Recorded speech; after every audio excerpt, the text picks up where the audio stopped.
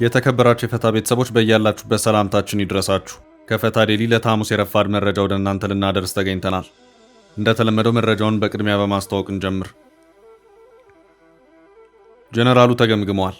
ይህን ግምገማ ተከትሎ ይፋ የሆነው ሪፖርት የጀነራል ውሳኔን ተከትሎ ጦሩ ለሁለት ተከፍሏል የሚል ክስ ቀርቦበታል። ጥንቅራችን መረጃውን ይዞታል። የአሜሪካ አፍሪካ እዝ አዛዥ ጀነራል ዳግቪን አሬም አንደርሰን የአዲስ አበባ ቆይታቸውን አጠናቀው እግራቸው ሳይነቅል በሌላ አቅጣጫ ደግሞ በትላንትናው ዕለት የፈረንሳዩ ምድር ጦር አዛዥ ጀነራል ፒየር ሺል አዲስ አበባ ገብተዋል። መከላከያ ሚኒስትር ኢንጂነር አይሻ መሐመድ በትላንትናው ዕለት ወደ ኳታር ያመሩ መሆኑን የሚያመለክት አንድ መረጃም ወጥቷል። ጥንቅራችን ሁሉንም መረጃዎች አሰባስቦ ሊያደርሳቸው አጠናቅሮታል። በአዲስ አበባ የሚገኘው የአሜሪካ ኤምባሲ ይፋ ያደረገው የጀነራሉ መልእክት ከባድ ውዝግብ ፈጥሯል። በዚሁ የቪዲዮ መልእክት የኢትዮጵያን በርካታ ክፍል በኤርትራ ግዛት መካተቱ ነው ውዝግብ የፈጠረው። ጉዳዩ በርካታ ጥያቄዎችን ካስከተለ በኋላ መግለጫው በኤምባሲው ተሰርዟል። ይህንኑ አነጋጋሪ ክስተት እንዲሁም ጀነራሉ ምን አሉ የሚለውን አያይዘን እናደርሳለን። በርካታ ባለስልጣናት በከባድ የሙስና ወንጀል የተከሰሱ መሆኑን የሚያመለክት አንድ መረጃ ወጥቷል። በእነማንና በምን ጉዳይ የሚለውን አካተን የምናደርሳቸው ይሆናል። የምዕራብ አፍሪካዊቱ ሀገር መሪ በመፈንቅለ መንግስት ከስልጣን ተነስተዋል። ለ9ኛ ጊዜ በተካሄደ መፈንቅለ መንግስት የሀገሪቱ ወታደሮች የፕሬዝዳንት ምርጫ ከተካሄደ ከ3 ቀናት በኋላ ፕሬዝዳንቱን በቁጥጥር ስር አውለው መላው ሀገሪቱን መቆጣጠራቸውን አስታውቀዋል። ዝርዝሩን እናደርሳለን። እስከ ፍጻሜ አብራችሁን ቆዩ። የምንለቃቸው ዕለታዊ ትኩስ ዜናዎች እንዲደርሷችሁ ላይክ፣ ሼር፣ ሰብስክራይብ ማድረግ እንዳትረሱ።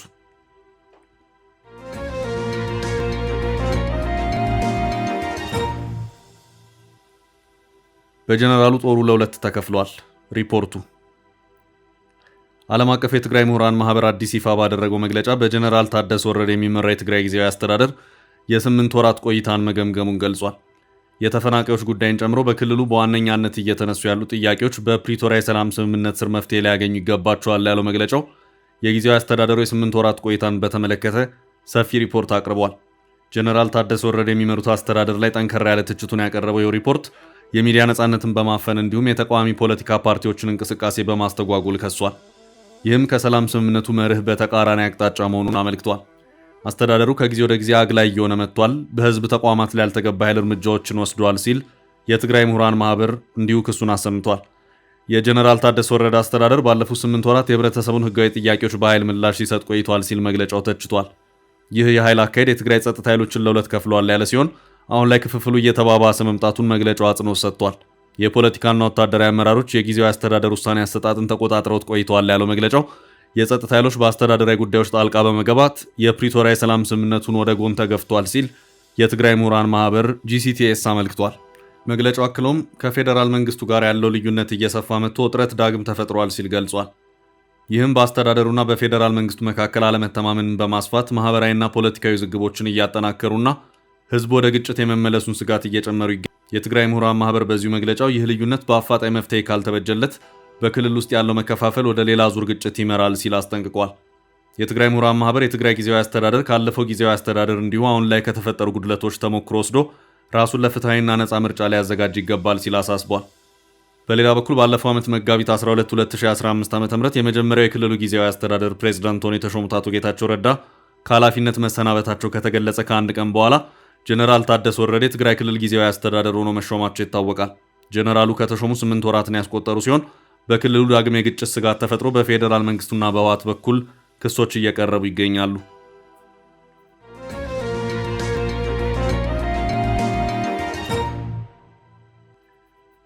በቀጣይ መረጃ የጀነራሎቹ ምክር በአዲስ አበባ ከተወሰኑ ጊዜያት ወዲህ የኢትዮጵያ መንግስት ወታደራዊ ዲፕሎማሲ ጠንከር ብሎ እየታየ ነው። ባለፉት 2 ቀናት የአሜሪካ አፍሪካ እዝ አዛዥ ጀነራል ዳግቪን አሬም አንደርሰን የተመራ ልዑክ በአዲስ አበባ ተገኝቶ ከኢትዮጵያ ከፍተኛ ወታደራዊ አመራሮች ጋር የመከረ መሆኑ የሚታወስ ሲሆን በትላንትናው ዕለት ደግሞ የፈረንሳይ ምድር ጦር አዛዥ ጀነራል ፒየር ሺል አዲስ አበባ የገቡ መሆኑን የሚያመለክት መረጃ ወጥቷል። የፈረንሳዩ ጀነራል አዲስ አበባ የገቡት የአሜሪካው ጀነራል አዲስ አበባ ባሉበት ነው። በሌላ አቅጣጫ ደግሞ መከላከያ ሚኒስትር ኢንጂነር አይሻ መሐመድ በትላንትናው ዕለት ወደ ኳታር አምርተዋል። ለ3 ቀናት የሚቆይ የሥራ ጉብኝት ነውም ተብሏል። መከላከያ ሚኒስትሯ በዚሁ የዶሃ ጉዟቸው ኳታር ምክትል ጠቅላይ ሚኒስትርና የመከላከያ ሚኒስቴር ሚኒስትር ከሆኑት ሼክ ሳዑድ ቢን አብዱራህማን ቢን ሐሰን አልታኒ ጋር ውይይት ያደረጉ መሆኑም ታውቋል። ውይይቱም ዝርዝር መረጃዎች ቢያወጡበትም የሁለትዮሽ ወታደራዊ ትብብርን ይመለከታል ተብሏል። በሌላ አቅጣጫ በፈረንሳዩ ምድር ጦር አዛዥ ጀነራል ፒየር ሺል የተመራው ልዑካን ቡድን አዲስ አበባ ገብቶ ከጦር ኃይሎች ጠቅላይ ኤታማዦር ሹም ፊልድ ማርሻል ብርሃኑ ጁላ ጋር የመከረ መሆኑ ታውቋል። ምክሩም በሁለቱ ሀገራት ወታደራዊ ትብብር ላይ ያተኮረ ነበርም ተብሏል። ፈረንሳይ የኢትዮጵያ ባህር ኃይል መልሶ በማደራጀቱ በኩል ከኢትዮጵያ ጋር በጋራ ለመስራት ከዓመታት በፊት ፊርማዋን ያኖረች ሀገር መሆኗ የሚታወስ ነው። ሀገሪቱ ጠቅላይ ሚኒስትር አብይ አህመድ ወደ ስልጣን ከመጡ በኋላ በአዲስ መልኩ በተደራጀው የኢትዮጵያ ባህር ኃይል አደረጃጀት ላይ ተሳትፎ ለማድረግ ፊርማዋን አኑራ የነበረ ሲሆን ሆኖም የትግራይ ጦርነት መፈንዳቱ ሂደቱን እንዳስተጓጎለው የቀደሙት ዘገባዎች ያመለክታሉ። በጊዜው በባህር ኃይሉ መልሶ ማደራጀት ሂደት ፈረንሳይ ኢትዮጵያን በሎጂስቲክስና ስልጠናዎች የምታግዝበት ሁኔታ እንደሚኖር ሲገለጽም የነበረ መሆኑ የሚታወስ ነው። ይኸው ባህር ኃይልን መሰረት ያደረገ የኢትዮጵያ ፈረንሳይ የቀደመ ግንኙነት አሁን ባለበት ደረጃ ምን ላይ ነው የሚለውን በተመለከተ የተብራራ መረጃ የለም። ፈረንሳይና ኢትዮጵያ በጋራ በመሆኑም አፍሪካን የተመለከተ አንድ ወታደራዊ ስብሰባን ለማዘጋጀት እየሰሩ መሆኑን የሚያመላክት አንድ መረጃ በአፍሪካ ኢንተለጀንስ በኩል የተለቀቀበት ሁኔታ እንደነበር የሚታወስ ነው። መረጃው ስብሰባውም የሚካሄደው በአዲስ አበባ ሲል የሚያስታወቀ መሆኑ የሚታወስ ነው። ምናልባትም አንደኛው የፈረንሳይ ወታደራዊ አመራር የአዲስ አበባ ጉዞም ከዚሁ ጋር የተያያዘ ጭምር ሊሆን ይችላል። ይህ የአዲስ አበባው ስብሰባ የሚዘጋጀውም ወታደራዊ ስብሰባ አፍሪካን ካፓሲቲ ሰሚት የሚል ስያሜ የተሰጠው ወታደራዊ ጉባኤ ነው። በስብሰባው ዝግጅት በኩል አሁን ያለው ሂደት ግን ግልጽ አይደለም። የፈረንሳይና የኢትዮጵያን ጠቅላይ ኤታማዦር ሹሞችን ጨምሮ የናይጄሪያ፣ የሴኔጋል፣ የቤኒን፣ የካሜሮን፣ የኡጋንዳና የሩዋንዳ ጦር ኃይሎች ጠቅላይ ኤታማዦር ሹሞች የሚገኙበት መሆኑን ይኸው ከወራት በፊት የወጣው የአፍሪካ ኢንተለጀንስ ዘገባ ያመለከተ መሆኑ የሚታወስ ነው። በዚሁ አዲስ አበባው ከፍተኛ ወታደራዊ አመራሮች ስብሰባ ላይ በመከላከያ ኢንዱስትሪ ዘርፍ የተሰማሩ የፈረንሳይ ኩባንያዎችም ጭምር የሚሳተፉ መሆኑንም አፍሪካን ኢንተለጀንስ በዚሁ ዘገባ ያመለከተበት ሁኔታ ታይቷል። አንዱም የፈረንሳይ ከፍተኛ ወታደራዊ አመራሮች የአዲስ አበባው ጉዞና ምክር ከዚሁ ጋር የተያያዘ ሊሆንም ይችላል የሚል ግምትን አሳድሯል። ከአሁኑ የፈረንሳይ ምድር ጦር አዛዥ ጀነራል ፒየር ሺል የአዲስ አበባ ጉዞ መካከልም አንዱ ከዚህ ቀደም የሁለቱ ሀገራት መሪዎች ያደረጓቸውን ስምምነቶች ተከትሎ የተደረገ ጉዞ ነውም ተብሏል።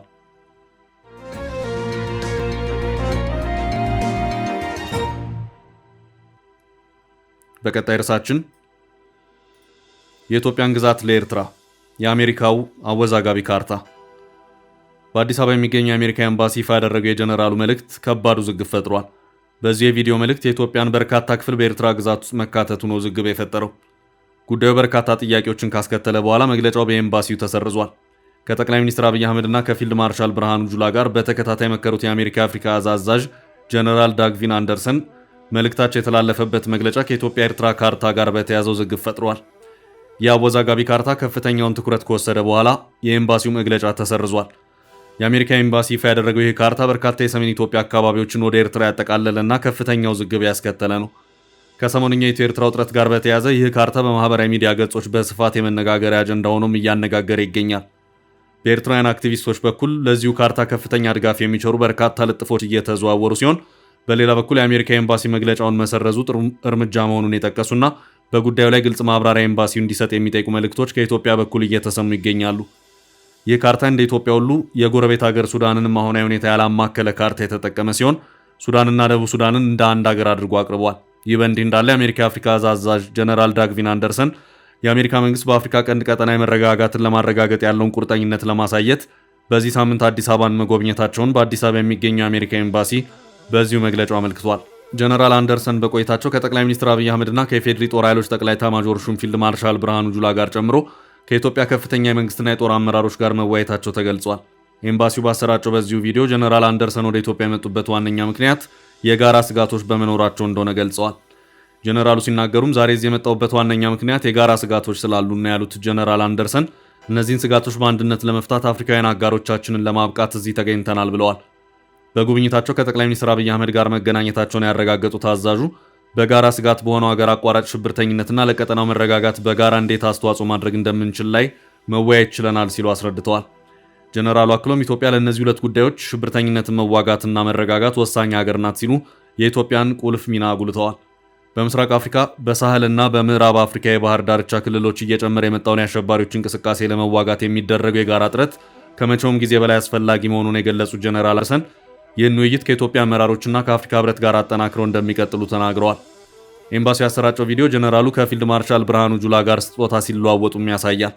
አሁን ላይ ይህ የጀነራሉ መልእክት ከሁሉም የኤምባሲ የትስስር ገጾች ላይ ወረደ ሲሆን የሚሆነው በዚሁ የቪዲዮ መልእክት የኢትዮ ኤርትራን ካርታ በተመለከተ በተፈጠረው ውዝግብ ነው።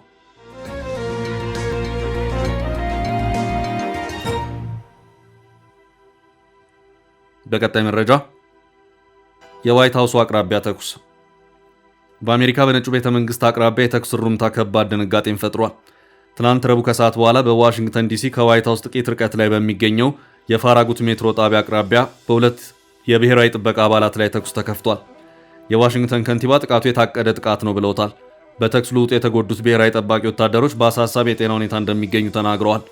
ተጠርጣሪው አስቀድሞ በአንድ ጠባቂ ወታደር ላይ ተኩስ የከፈተ ሲሆን እርሱን ሰምተው በመጡ ሌሎች ብሔራዊ ጠባቂ ወታደሮች ላይ ጥቃቱን ማስፋቱን የአካባቢው ፖሊስ አስታውቋል። ረቡዕ ከሰዓት በተፈጸመው በዚህ ጥቃት ሳቢያ ነጩ ቤተ መንግስት በጊዜያዊነት ተዘግቷል የተባለ ሲሆን በምስጋና ምሽት ወይም ታንክስጊቪንግ ዋዜማ በዋሽንግተን ዲሲ የሚገኘው ግዙፉ አየር መንገድ በረራ እንዲያቆም ተደርጓል ተብሏል። በጥቃቱ ወቅት በፍሎሪዳ ግዛት የነበሩት የአሜሪካው ፕሬዝዳንት ዶናልድ ትራምፕ ጥቃቱን የፈጸመው ግለሰብ ማንም ይሁን እያንዳንዱ ሂሳብ ያወራርዳታል ብለዋል።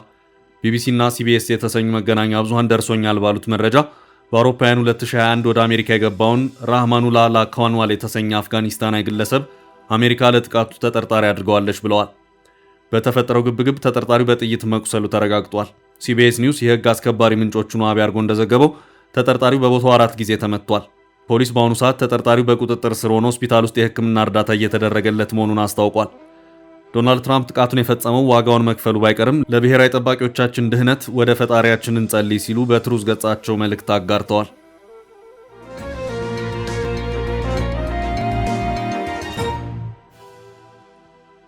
በቀጣይ ርዕስ በከባድ ሙስና ወንጀል የተከሰሱት ባለስልጣናት። በርከት ያሉ ባለስልጣናት በከባድ የሙስና ወንጀል ክስ ተመስርቶባቸዋል። ጉዳዩ ከማዳበሪያ ግዢ ጋር በተያያዘ ነው። በዚህም ባለስልጣናቱ ስልጣናቸውን አላግባብ በመጠቀም በመንግስት 5.6 ቢሊዮን ብር ጉዳት በማድረስ ተጠርጥረው ክስ የተመሰረተባቸው መሆኑ ታውቋል። ክሱ የተመሰረተባቸው እነዚሁ ባለስልጣናት የግዢ መመሪያና ውሳኔዎችን በመጣስ የጥራት ችግር የታየበት የአፈር ማዳበሪያን ግዢ በመፈጸም እንዲሁም ማዳበሪያውን ከውል ውጭ በሆነ መንገድ በማጓጓዝ በመንግስት ላይ ከ5.6 ቢሊዮን ብር በላይ ጉዳት በማድረስ የተጠረጠሩ መሆናቸውን የዛሬው የሪፖርተር ዘገባ አመላክቷል። አመራሮቹ ማዳበሪያ ወደ ሀገር ውስጥ እንዲገባ ያደረጉት የጥራት ችግር ያለበት መሆኑን እያወቁ ነውም ተብሏል። የተመሰረተውም ክስ በከባድ የሙስና ወንጀል መሆኑም ታውቋል። የፍትህ ሚኒስቴር አቃቤ ሕግ ህዳር 12 ቀን 2018 ዓ.ም የመሰረተውና ሰኞ ህዳር 15 ቀን 2018 ዓ.ም ለፌዴራል ከፍተኛ ፍርድ ቤት ልደታ ምድብ የከባድ ሙስና ወንጀሎች ችሎት የቀረበውን ክስ ዋቢ ያደረገው ዘገባው አመራሮቹ በሀገሪቱ የተደነገጉትን አግባባዊ ሕጎች በመተላለፍ በስልጣን አላግባብ በመገልገል የሙስና ወንጀል ፈጽመዋል መባሉንም አመላክቷል። አቃቤ ሕግ ክሱን የመሰረተው በኢትዮጵያ ግብርና ስራዎች ኮርፖሬሽን 7 አመራሮችና የሥራ ኃላፊዎች ላይ በኢትዮጵያ ባህር ትራንስፖርትና ሎጂስቲክስ ምክትል ስራ አስፈጻሚ፣ በአንድ የግብርና ሚኒስቴር ከፍተኛ አመራርና በኢትዮጵያ ተስማሚነት ምዘና ድርጅት 2 ከፍተኛ አመራሮች ላይ መሆኑንም ሪፖርተር በዛሬው ዘገባው አስታውቋል።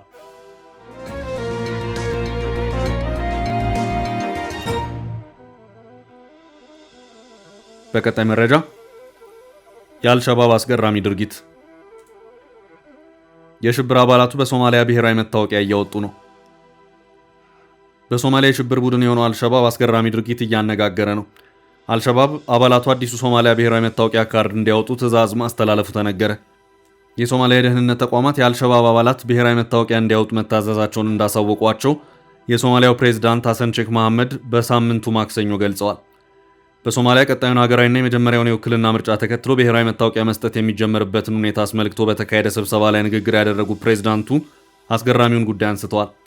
የባዮሜትሪክ የሚደግፈው ብሔራዊ መታወቂያ የጣት አሻራና የፊት ገጽታ የሚመዘግብ መሆኑን የገለጹ ሲሆን ምዝገባው ባለስልጣናት በሽብር ተግባር የተሰማሩትን ለመለየት እንደሚያግዝ ተናግረዋል። ታዲያ አልሸባብ አባላቱ መታወቂያውን እንዲያወጡ ማዘዙን ፕሬዝዳንቱ በበጎ ተቀብለውታል። ፕሬዝዳንት ሐሰን ሼክ መሐመድ በሳቅ ታጅበው ስለ ጉዳዩ የተናገሩ ሲሆን ይውሰዱት፣ የጣት አሻራቸውና ፊታቸው ተለይቶ ይታወቃል። እነሱ አሸባሪ የሆኑ የሶማሊያ ዜጎች ናቸው። መታወቂያው በደንብ ይለያቸዋል ሲሉ ተናግረዋል። ፕሬዝዳንት ሐሰን ሼክ መሐመድ የብሔራዊ መታወቂያ ፕሮግራሙ ደህንነትን እንደሚያጠናክር፣ ኢኮኖሚውን እንደሚያሳድግ እንዲሁም ሽብርተኝነትን፣ ህገወጥ የገንዘብ ዝውውርንና ሌሎች ወንጀሎችን ለመክታት እንደሚረዳ አብራርተዋል። በተጨማሪም ወንጀለኞች ወደ ውጭ ሀገራት በመጓዝ በሌሎች ሀገራት ላይ ስጋት እንዳይፈጥሩ ለመከላከል እንደሚያግዝ ጠቁመዋል። ብሔራዊ መታወቂያ ለሌላቸው ግለሰቦች አገልግሎት የሚሰጥ ማንኛውም አካል ሽብርተኝነትን ወይም ወንጀልን እንደረዳ ተቆጥሮ ተጠያቂ እንደሚሆንም አስጠንቅቀዋል። ፕሬዝዳንቱ ሶማሊያውያን እንዲመዘገቡና ይህን ወሳኝ ሀገራዊ ዕድል እንዲጠቀሙበትም በተጨማሪ አሳስበዋል። በምዝገባ ሂደት ውስጥ ሙስና መኖሩን አምነው ወደ መታወቂያ ማዕከላት ለመግባት የመግቢያ ቲኬት የሚሸጡ ወይም ሆነ ብለው ረጅም ሰልፍ የሚፈጥሩ ግለሰቦችን ወቅሰዋል። ስራቸውን ትተው ለመመዝገብ የመጡ ሰዎችን በማስተጓጎል ትርፍ ለማግኘት የሚሞክሩ ሰዎች የሚያገኙት ገቢ ህጋዊ ወይም የሐላል አይሆንም ሲሉ ነው የተናገሩት። የሶማሊያ ብሔራዊ መታወቂያ ፕሮጀክት የህዝብ አገልግሎቶችን ለማዘመንና በሀገሪቱ የጸጥታ ቁጥጥር ለማጥበቅ በመንግስት የተያዘው ሰፊ ጥረት አካል ስለመሆኑ ተነግሯል።